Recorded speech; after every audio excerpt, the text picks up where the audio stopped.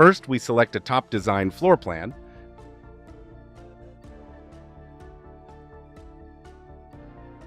Then click Tools icon and choose Daisy Chain.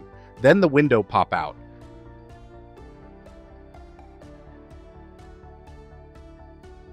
Now we circle the region to create daisy chain.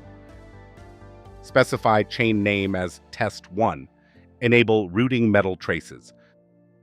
Start from top left to bottom right. Enable Connect Chain to BGA.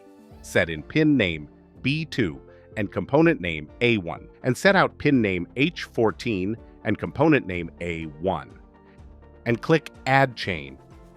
Then the chain nets are created.